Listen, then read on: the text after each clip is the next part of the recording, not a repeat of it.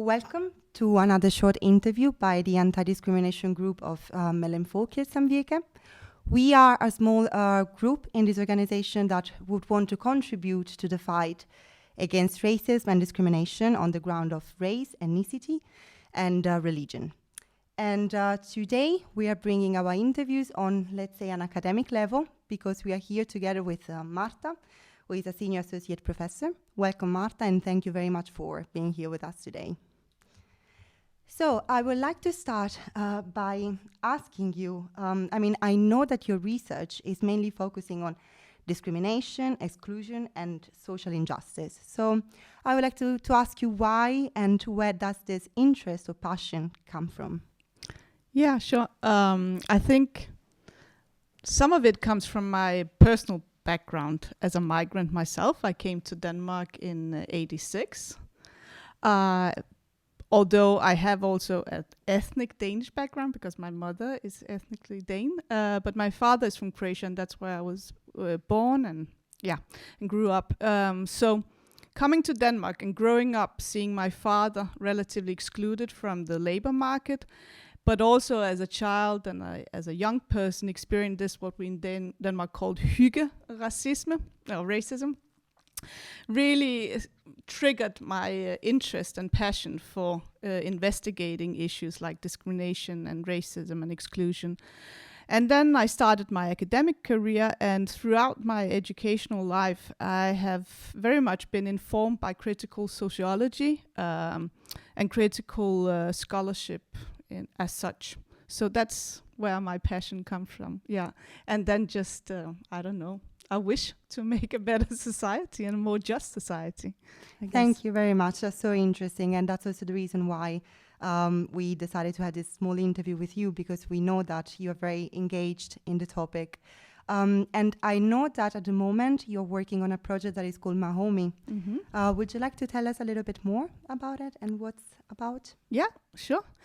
So MAHOMEY stands for Making It Home in the broader sense, but it is especially focused on how migrants make home and understand home amidst very complex but also divergent integration politics in Denmark, in Sweden, and in the UK. So it's a UK-Nordic research collaboration, but also a comparative project. And we started out by looking and are still investigating that part into, so we kind of try to understand and identify how home and homemaking configures in integration politics in the 3 different countries. And then so that's one way of looking at it from this policy-making perspective. And then we are also interested in contributing with new ways of creating knowledge about these issues. So we will also look at how self-identified migrant artists in the 3 countries have expressed themselves visually and artistically about the notion of home and homemaking in a migrant perspective. And the last part of the project will then design aesthetic workshop series, and that's where MS comes into the picture, because we will work together with MS to recruit self-identified migrant participants to the workshops. And we have, MS has subcontracted Andromeda from Gellerup to facilitate this workshop series. So they will take the participants through different aesthetic processes and provide them with different inspiration and creative tools, taking point of departure in their smartphones, because that is one of the initial ideas behind this project, is that everyone, even the poorest migrant and refugee, holds a smartphone these days in their hands. And that's kind of their lifeline. That's where everything is stored when you leave or flee a conflict or leave home very abruptly. But also for affluent expats, they also maybe just have a more expensive smartphone with them. So we kind of want to, because it's such a like extended part of your body, the smartphone, it's also where you kind of store pictures of your memories of home, lost home. It is also where you find or look for inspiration to create a new home. You go to Pinterest, you get inspired of how to decorate, but it's also kind of a tool or media to communicate with your extended relationships, like with home abroad, and in that way. And also the smartphone can be used to express yourself artistically, for example.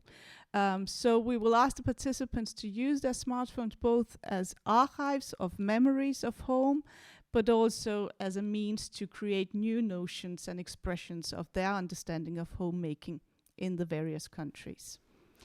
Wow, this is so interesting, and I would say so relevant.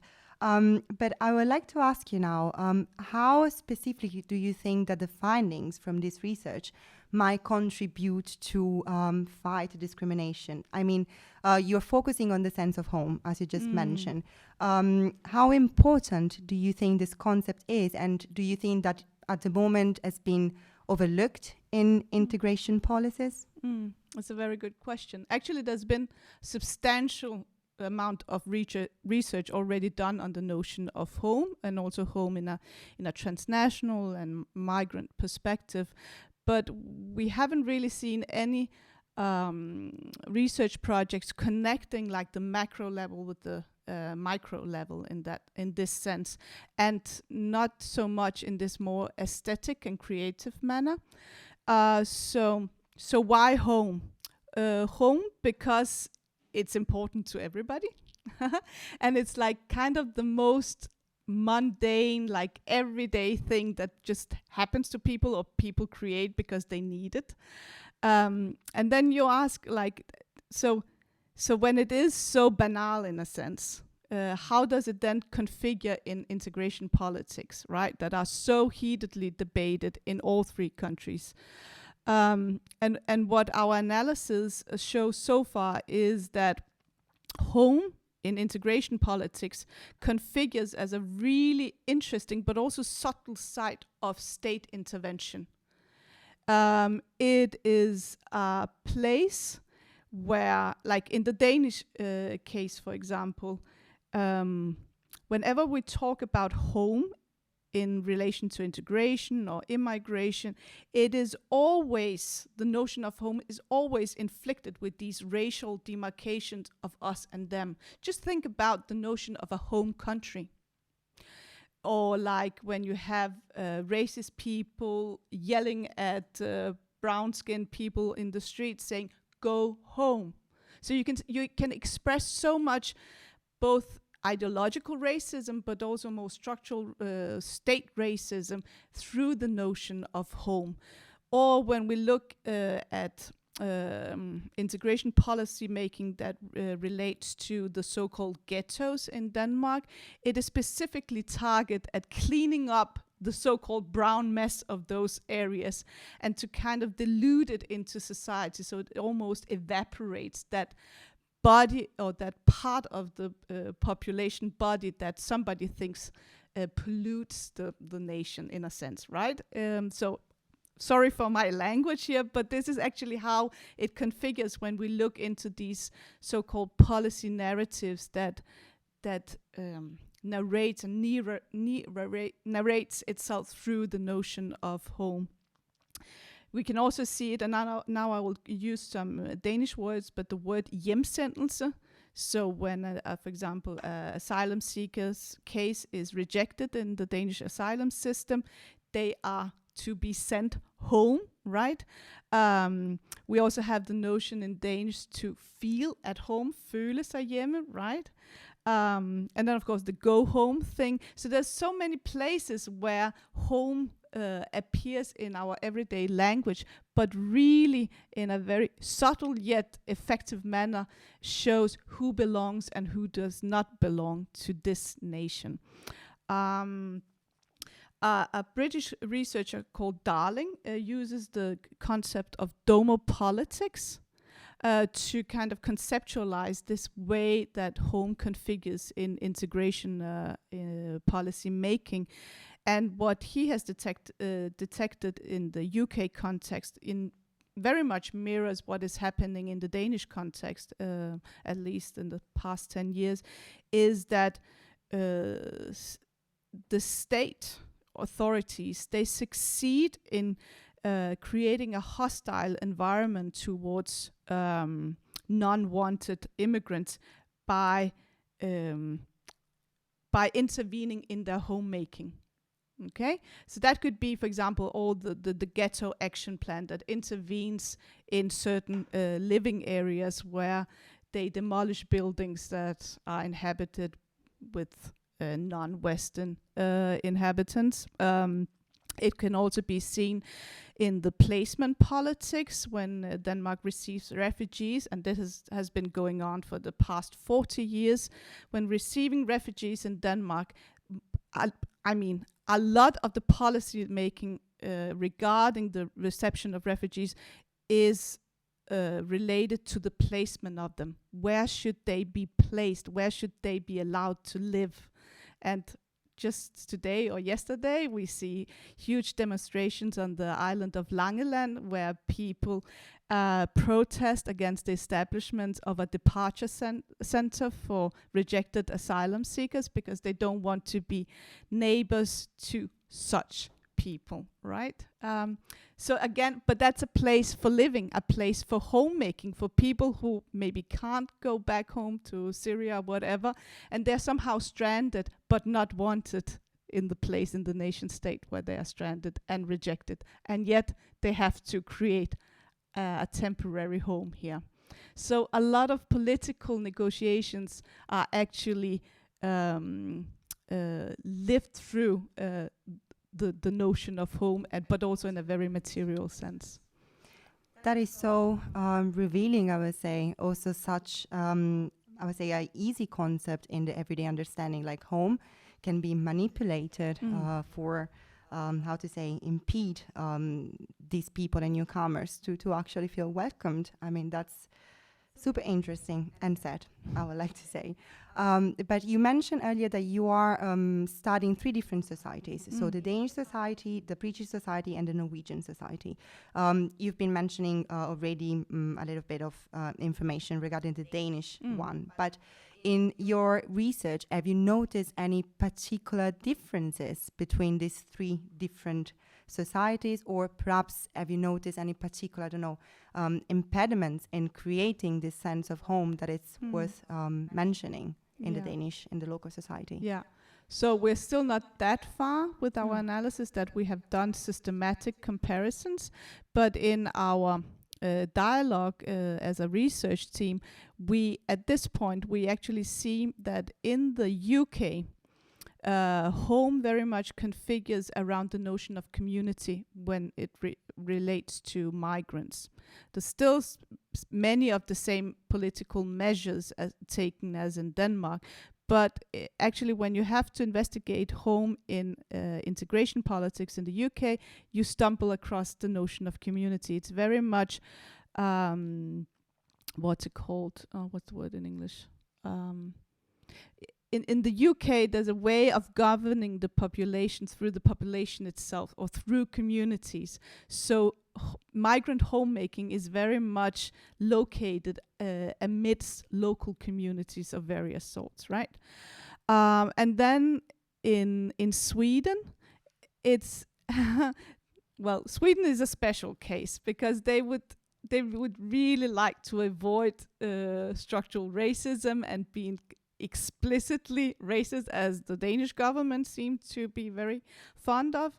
So the notion of home in Sweden is very much about the Swedish nation itself, because they have this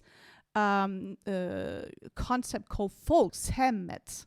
So it's the people's home. That's how they define the Swedish nation. So there you see home at the core of the national self-understanding. Yeah. And then in Denmark, as I explained, you have seen these various ways that it appears. But there's still analytical work to be done. So I'll have to come back again to see how it ends. We're looking forward to hearing some more, because it seems, again, really relevant, especially given the actual situation, what's happening in the country right now. You've been mentioning before that you've been collaborating with us in the past with our organization. Would you perhaps like to give us a few examples of the kind of activities, and maybe go a little bit more into details of the kind of workshops that you've been organizing in collaboration with us? Yeah, sure. So the collaboration between this project and VIA University College and MS is still rather new. But last year we succeeded in organizing a roundtable session on exactly these topics. And we organized it also together with Andromeda, where we kind of set up a conversation menu and invited various stakeholders, activists, local politicians, other researchers, inhabitants of various areas in Aarhus, and it was a public event, so everybody could show up. And then we created this conversation menu, a starter where we discussed, something about welfare, and then we discussed home and integration. And the whole theme was focusing very much on what I would call the welfare aesthetics, which is also connected to home, because a lot of welfare programming in Denmark, but also in the other Nordic countries, has been materializing in the ways that we've been conducting urban planning, and also a lot of the living areas that are now labeled as ghettos. They have been like the prime star of the welfare state in the beginning, and now they turned into these our former Prime Minister Lars Løkke Rasmussen named as black holes in the map of Denmark. So we discussed that, and there was no moderator. I just launched the different menus and let people talk about the way they wanted to talk about them. And then we had a tablecloth that people could write and draw on while they were talking to each other. And the audience was invited to join the table and the conversation whenever they wanted. And if there were no seats available, they would just kindly ask one of the seated members of the conversation to change seats, right? So it's a very relaxed and very democratic conversation that invited everybody to join in and contribute. And based on that, in collaboration with Andromeda and a co-researcher, a colleague of mine, Nadia Massour, we then used our personal but also professional archives related to this topic, together with the recorded conversation and the tablecloth and everything. And then we did a conference presentation as a montage of these different archives to see to contribute different and non-decided perspectives on these issues. For example, what came out of the conversation was the concept of a welfare favela, which I thought was a very good way of discussing what is going on, and the way of discussing all the interest invested in the so-called ghetto areas of Denmark. So something like that came out of that conversation, and there's more material to dig into. Absolutely. And are you planning on collaborating with us further, maybe to organize similar events in the future? And if so, how can we help? Yes. So in the MAHOMEY project, we are planning a series of stakeholder meetings, and I think it would be very relevant to collaborate with MS to let them MS host a stakeholder meeting like that, also because MS locally in Aarhus has such a great network in relation to local politicians, activists like yourself, and so on. So I think in that regard it would be a very good place to organize a stakeholder meeting, and and use that as an occasion to bring research and politician and activists into a dialogue with each other. Because often we as researchers, we are used to just come up with policy recommendations in a grey, boring report, and then maybe a politician reads it, but often not, right? So more like just have it in the conversation. Yeah, so that's where I see it. And then, of course, we will collaborate around the workshop series. And MS will, in particular, be in charge of recruiting the migrant participants in these workshops. And there I hope, because we go for the highest rate of variation and diversity among the participants, so that the migrant is not understood only as one kind, right? And as far as I get, MS has a very varied network of migrants who somehow are engaged in MS activities. That's very true. And let's hope that through this video and this short interview, we can also spread a little bit word about the project and to get even more people engaged for the following events. Sure. Is there any final thoughts or remarks that you would like to share with us today? No, I think that's about it. Well, then thank you very much for finding the time to be with us today. It's been lovely. And I will see you soon then. Yeah, see you.